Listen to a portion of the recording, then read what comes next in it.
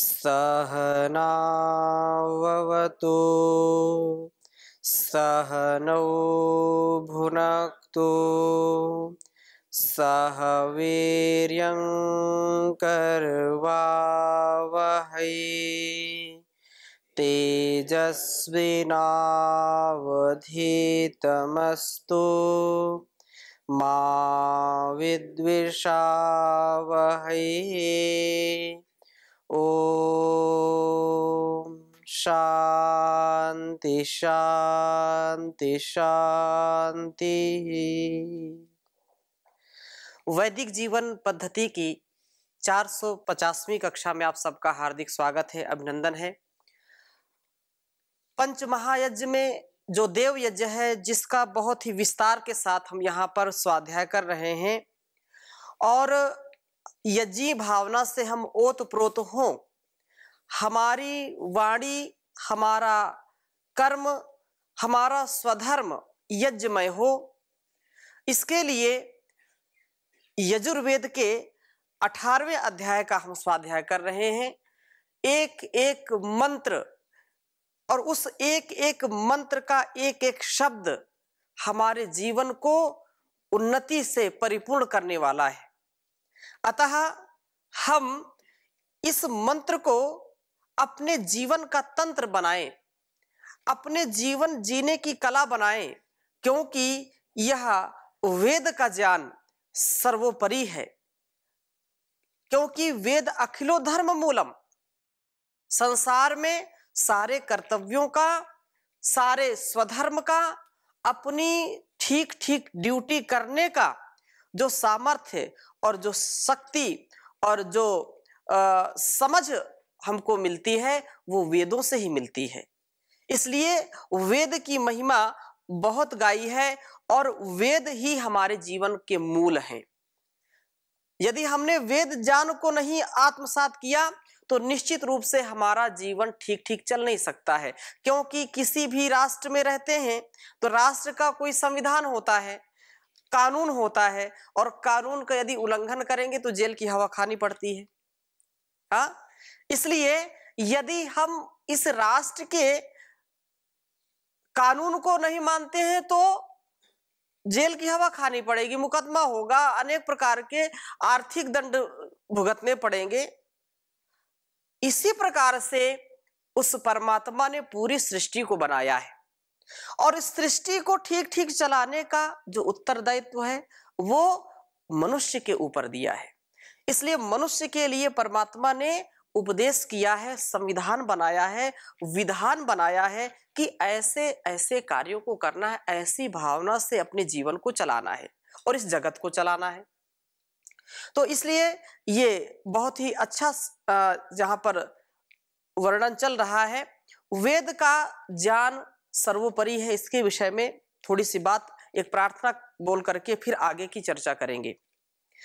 ज्ञान का सागर चार वेद, यह वाणी है भगवान की, इसी से मिलती सब सामग्री जीवन के कल्याण की। ज्ञान का सागर चार वेद, यह वाणी है भगवान की, इसी से मिलती सब सामग्री जीवन के कल्याण की। सब सच्ची विद्याएं जग में प्रकट वेद से होती हैं, यहीं से जाकर सब नदियां पृथ्वी का आंगन धोती है। सृष्टि एक अदालत और न्यायाधीश विधाता है, यहाँ पर ही प्राणी अपने कर्मों का फल पाता है। वेद के अंदर सब रचना है, विधि के अमर विधान की। ज्ञान का सागर चार वेद, यह वाणी है भगवान की, इसी से मिलती सब सामग्री जीवन के कल्याण की। वेद का पढ़ना और पढ़ाना परम धर्म कहलाता है, सुनना और सुनाना भी कर्तव्य बताया जाता है। वेद ही असली दौलत है दुनिया के हर इंसान की। ज्ञान का सागर चार वेद है, वाणी है भगवान की। इसी से मिलती सब सामग्री जीवन के कल्याण की। धन्य धन्य भारत भूमि जिस पर वेदों का गान हुआ। वेद का अमृत पिया पिलाया तब यह देश महान हुआ।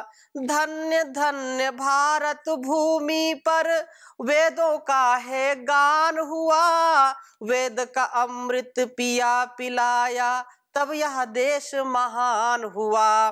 पथिक पुण्य भूमि है यह तो ऋषियों की संतान की। ज्ञान का सागर चार वेद है, वाणी है भगवान की। इसी से मिलती सब सामग्री जीवन के कल्याण की। इसी से मिलती सब सामग्री जीवन के कल्याण की। यदि जीवन में हम कल्याण चाहते हैं और इस जगत में कल्याण चाहते हैं तो ये विधान, इस संविधान को मानना ही पड़ेगा। और ये हमारी पावनी परंपरा रही है। पहले इसी प्रकार से जो द्विवेदी, त्रिवेदी, चतुर्वेदी आदि नाम होते थे उसको वो पूरा स्मरण करते थे और वैसा जीवन जीते थे, इसलिए उनको ऐसे टाइटल लगा करके बोलते थे, ऐसी उपाधि से युक्त करके बोलते थे। अतः यह परमात्मा की हम सबके ऊपर बड़ी कृपा है कि हम वेद का स्वाध्याय कर रहे हैं। वेद का पढ़ना और पढ़ाना, सुनना और सुनाना सब आर्यों का अर्थात सब श्रेष्ठ जनों का परम कर्तव्य है। महर्षि दयानंद जी ने बार बार इसकी प्रेरणा की है। अस्तु, तो हम पुनः यजुर्वेद के 18वें अध्याय के जो है तीसरा जो यहां पर आपके समक्ष है, एक बार उच्चारण करेंगे। ओजश्च में, सहश्च में, आत्मा च में, तनुश्च में, शर्म च में, वर्म च में, अंगानि च में, अस्थीनि च में, परुषि च में, शरीराणि च में, आयुश्च में, जरा च में, यज्ञेन कल्पन्ताम। कितनी पवित्र भावना, कितने उदात्त भावों से ईश्वर ने हमको उपदेश किया है कि ओजस में एक साधक अपने जीवन में यज्ञीय जीवन कैसे पाए, उसका सामर्थ्य कैसा बढ़े, कैसे उसको यह सब की प्राप्ति हो, उसके लिए बहुत उत्तम प्रार्थना यहाँ की है। कि जैसे पिछले मंत्र में हमने जो दूसरा मंत्र पढ़ा था उसमें वो बल पर जो है आकर के समाप्त हुआ था। पहला मंत्र था जहां पर स्वस्थ में, जहां पर कहा कि मैं सुख को प्राप्त हूं, पहला मंत्र वहां समाप्त हुआ। दूसरा मंत्र समाप्त हुआ था कि बलम चमे, बल पर समाप्त हुआ। और बल के बाद फिर ओजस चमे, यहां पर तीसरा मंत्र आरंभ हो रहा है ओज से, ओजस चमे कि हे परमात्मा, जो बल मैंने प्राप्त किया उस बल का विस्तार कैसे हो, उस बल के विस्तार के लिए ये प्रार्थना यहां पर तीसरे मंत्र में कही कि ओजस चमे, अर्थात मेरा ओज, ओज जो है सब प्रकार की वृद्धि का कारणभूत शक्ति यज्ञ के द्वारा कल्पनताम संपन्न हो।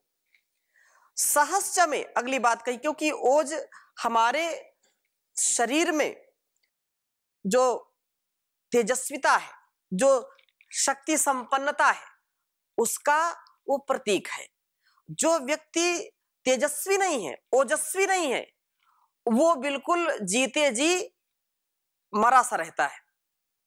इसलिए ये बात कही जाती है कि व्यक्ति का देदीप्यमान उसका व्यक्तित्व होना चाहिए। इसलिए ओज से मैं परिपूर्ण हूं। ओज सब प्रकार की वृद्धि का कारणभूत है, जो हमारे शरीर में शक्ति को देता है। और वह कैसे संपन्न होगी? यज्ञेन कल्पन्ताम, यज्ञ के द्वारा वो संपन्न हो। आप रोज बोलते हैं तेजोसी तेजोमयी देई, ओजोसी ओजोमयी देई, वीर्यमसि वीर्यमयी देई। तो ये परमात्मा से प्रार्थना हम करते हैं, सहस चमे, और मुझ में सहन शक्ति हो। मुझ में क्या हो? सहन शक्ति हो, सहस चमे। किसी एक लेखक ने एक पुस्तक ही लिख दी इसमें, जो सहता है वो रहता है। मैं कभी कभी बीच में बोलता हूं तो वही संस्कार बना है बहुत पहले, क्योंकि जब गुरुकुल में आया तो अनेक सेवाओं के साथ पुस्तकालय की सेवा मुझको मिली परम पूज्य गुरु जी की ओर से। तो लगभग 50,000 पुस्तकों का रख रखाव उनका, तो वो एक पूरी टाइटल ही किसी महापुरुष ने लिखा, जो सहता है वही रहता है। सहन शक्ति को दीजिए, सहो वसी सहो मई देहि। आप कितना सहन करते हैं? आप कल्पना करें, परमात्मा कितना सहन करता है। लोग उसको गाली भी देते हैं। थोड़ी सी धूप आ गई तो धूप सहन नहीं होती, अरे बिल्कुल जो है जला ही देगा है?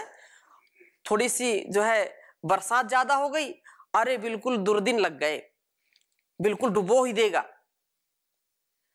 अगर थोड़ी सी ठंडी हो गई, ओह बिल्कुल मार ही डालेगा।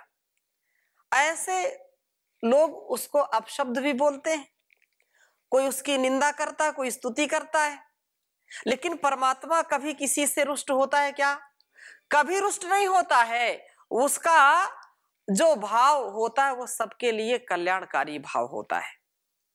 इसी प्रकार से माता पिता गुरु कितना सहन करते हैं। सबके सहन शक्ति के कारण ही हमारा अस्तित्व है। माँ ने हमको 9 माह अपने गर्भ में रख करके सहन न किया होता तो हमारा जीवन होता क्या? नहीं होता।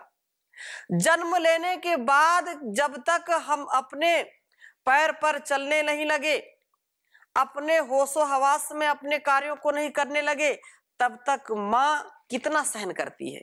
सहन करती कि नहीं करती? वो सहन शक्ति उसकी हमको बना देती है। यदि सहन शक्ति ना हो तो हमारा भी निर्माण नहीं हो सकता है। इसके बाद फिर आगे के जीवन में गुरु हमको कितना सहन करता है, मित्र कितना सहन करते हैं, पति पत्नी को कितना सहन करता है, और पत्नी पति को कितना सहन करती है। ये सारे संबंध जो चल रहे हैं वो एक दूसरे के सहन शक्ति से ही चल रहे हैं। यदि सहन शक्ति ना हो तो व्यक्ति कभी भी अपने संबंधों को जी नहीं सकता। दूसरी बात, सुख सहने की क्षमता मिले और दुख सहने की भी। लोग दुख तो सह लेते हैं लेकिन सुख नहीं सह पाते।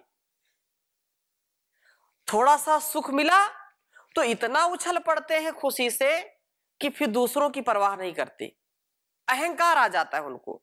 तो सुख भी सहने का सामर्थ्य दीजिए और दुख सहने का भी सामर्थ्य दीजिए। मैं सहनशील बनूं, सहन शक्ति को दीजिए। प्रकृति का ठीक प्रयोग करता हुआ मैं ओजस्वी बनूं और ओजस्वी बनकर के भौतिक व्याधियों को जीत पाऊं तथा जीवों के साथ बर्ताव के लिए मुझे सहन शक्ति दीजिए। सारे संसार में हमको कितना सहन करना पड़ता है। हाँ, सहन शक्ति जितनी प्रबल होगी हमारी, उतना ही हमारा जीवन उद्यमी बनेगा, पुरुषार्थी बनेगा, सबके लिए परमार्थी बनेगा, सबके लिए कल्याणकारी बनेगा। जो भी लोग कल्याण करते हैं वो भी कितनी लोगों की बात सहते हैं। सेवा करना बड़ा कठिन काम है। जो लोग सेवा करते हैं, किसी की जो है परिचायक बन करके, किसी के नौकर बन करके, उनको कितनी बातें सहनी पड़ती हैं। यदि वो सहन ना करें तो नौकरी भी ना मिले उनको सहन करना पड़ता है। तो ये हम देखें कि ये जो भी परस्परता है वो सहन शक्ति के कारण ही बरकरार है। यदि सहन शक्ति ना हो तो चल नहीं सकता ये सारा संसार। अतः सहन शक्ति हमारे अंदर दीजिए।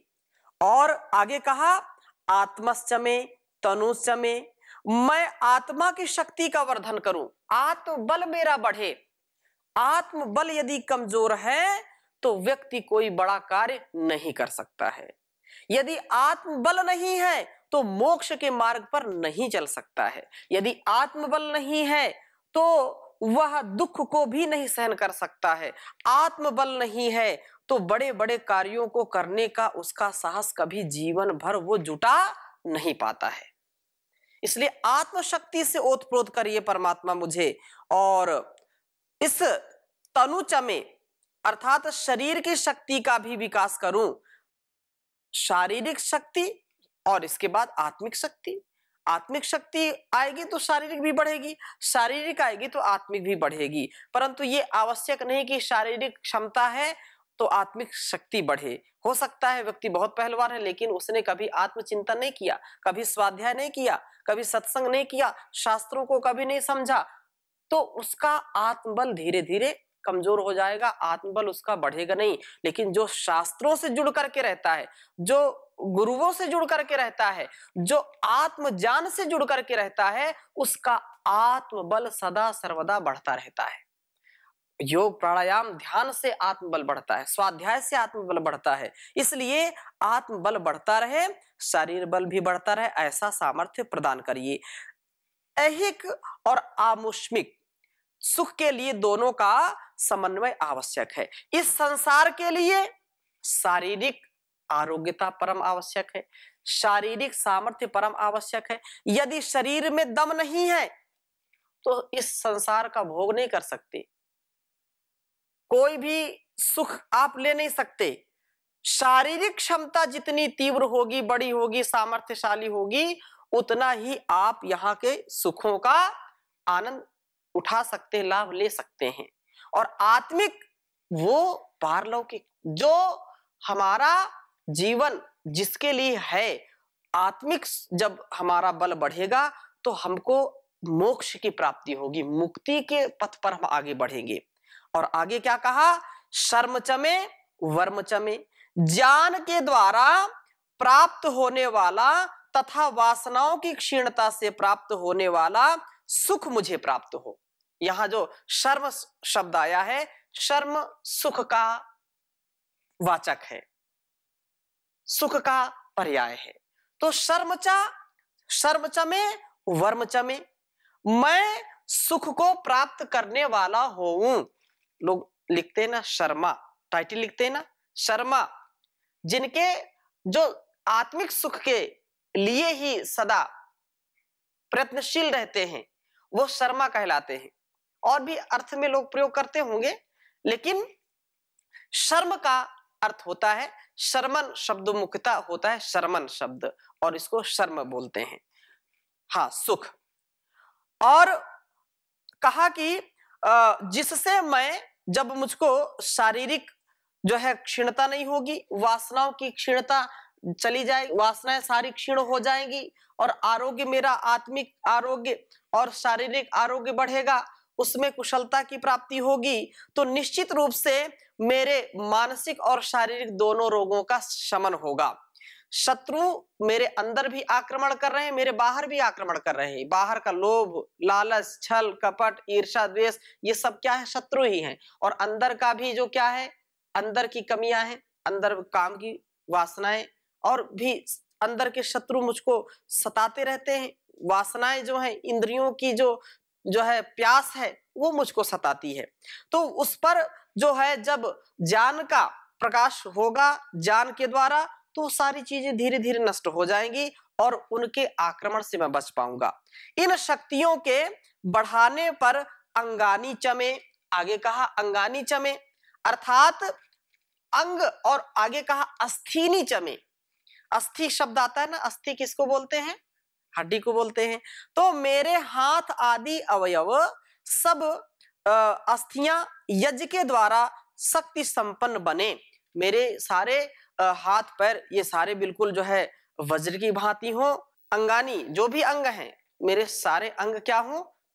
वज्र की भांति हो, और पुष्ट रहें, कभी भी दुष्ट ना हो, कभी भी नष्ट ना हो। इस प्रकार से मेरी हड्डियां भी मजबूत रहें। और परूष चमे, मेरी अंगुलियां आदि सब पर्व यज्ञ द्वारा शक्ति संपन्न हो, तथा शरीराणी चमे, मेरे स्थूल सूक्ष्म व कारण सभी शरीर ठीक हो, चाहे सूक्ष्म शरीर हो चाहे स्थूलभूत शरीर हो, ये बिल्कुल स्वस्थ रहें और उसके लिए ये प्रार्थना परम आवश्यक है। आयु चमे मेरा सारा जीवन यज्ञ से शक्ति संपन्न बने। बिना शक्ति संपन्नता के यज्ञ भी नहीं हो पाएगा और बिना यज्ञ के शक्ति संपन्न भी व्यक्ति नहीं हो सकता है।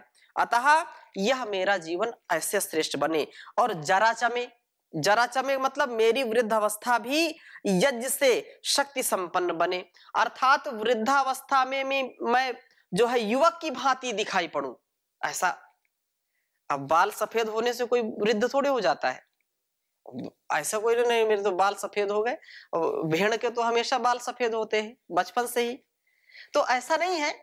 अर्थात जो मेरा भाव है, जो मेरा सामर्थ्य है, वो सतत बढ़ता रहे, क्षीणता को प्राप्त ना हो। और यदि व्यक्ति संयम पूर्वक मर्यादित जीवन जीता है, वेदानुकूल जीवन जीता है, तो वो पूरे जीवन पर्यंत अंतिम श्वास तक भी उसके अंदर जो है शक्ति का आधान रहता है, वो कभी भी शिथिल नहीं होता है। इसलिए कहा कि आयुष चमे जरा चमे, जो जरा है, जो बुढ़ापा है, वो क्या है, यज्ञ के द्वारा संपन्न हो, अर्थात यज्ञ के द्वारा वो शक्ति संपन्नता को प्राप्त हो, कभी भी उससे नीचे ना गिरे, ऐसा यहाँ पर उपदेश दिया जा रहा है। और मैं ओजस्वी बनूं, वृद्धावस्था तक युवक के समान शक्ति संपन्न बना रहूं। युवा का तात्पर्य यही होता है, यु मिश्रण अमिश्रण यो हो। युवा एक तो ये है कि जो वायु का उल्टा यदि करेंगे तो क्या हो जाएगा, युवा। वायु शब्द है, वायु को उल्टा करेंगे तो क्या बन जाएगा, युवा। युवा मिश्रण अमिश्रण यो हो, अर्थात जो सत्य है असत्य है, धर्म है अधर्म है, उससे व्यक्ति को ठीक ठीक जान हो करके वो जो कल्याणकारी कार्य है उसमें लग सके, उसके कारण यह युवा अवस्था सर्वोपरि है। और युवा अवस्था में यदि व्यक्ति बिगड़ गया तो फिर उसका बुढ़ापा भी जो है गड़बड़ रहेगा। युवा अवस्था में व्यक्ति जितना जागरूक हो जाता है, जितना वो अपने जीवन को साध लेता है, वो पूरा जीवन साधा रहता है। और युवा अवस्था में ही सारे बड़े बड़े कार्य हुए हैं, चाहे वो कोई भी काल रहा हो, कोई भी युग रहा हो, चाहे द्वापर रहा हो, चाहे त्रेता रहा हो और चाहे कलयुग रहा हो। द्वापर में भी, त्रेता में भी और कलयुग में भी जितने महापुरुष हुए, रामकृष्ण और इस काल में जो भी हमारे महापुरुष हुए हैं, जो स्वतंत्रता सेनानी हुए हैं, जिन्होंने अंग्रेजों से राष्ट्र को आजाद कराया, वो सब युवा ही तो थे। इसलिए युवा अवस्था की इतनी बात जो है इसलिए करते हैं कि यह कभी भी पथ भ्रष्ट ना हो, कभी भी यह विचलित ना हो, ऐसी शक्ति संपन्नता के साथ जीवन का जो आनंद है उसको उठाना चाहिए। बिना इसके कभी भी व्यक्ति उन्नति प्राप्त कर ही नहीं सकता है। अतः जो मूल में चीज है, वेद के अनुकूल जो है, वो हमेशा करना। और अनुकूल जब जीवन जिएंगे तो मस्तिष्क भी अनुकूल रहेगा, कूल रहेगा, ठंडा ठंडा कूल बोलते हैं ना। तो अनुकूल जीवन जीना, प्रतिकूल नहीं जीना। उल्टा यदि हम चलेंगे, उल्टा जीवन जिएंगे तो दुर्गति होगी, और यदि ठीक मार्ग पर चलेंगे तो सदगति की प्राप्ति होगी। आगे भी चौथे मंत्र में भी ऐसी ही प्रार्थना की गई है कि ज्येष्ठम चमे, आधिपत्यम चमे, मन्युम चमे, भामस चमे, अमस चमे, अंभस चमे, जेमा चमे, महिमा चमे। इसकी चर्चा हम अभी करते हैं। इसको मंत्र को आप लिख लीजिए, उच्चारण करेंगे। ज्येष्ठम चमे, आधिपत्यम चमे, मन्युश्चमे, भामश्चमे, अमश्चमे, अंभश्चमे, जेमा चमे, महिमा चमे, वरिमा चमे, प्रतिमा चमे, वर्षिमा चमे, द्राघ्रिमा चमे, वृद्धम चमे, वृद्धिश्चमे, यज्ञेन कल्पन्ताम। तो आज समय हो गया है, इसकी चर्चा हम अगली कक्षा में करेंगे। अभी यहीं पर विराम देते हैं। ओम शांति शांति शांति।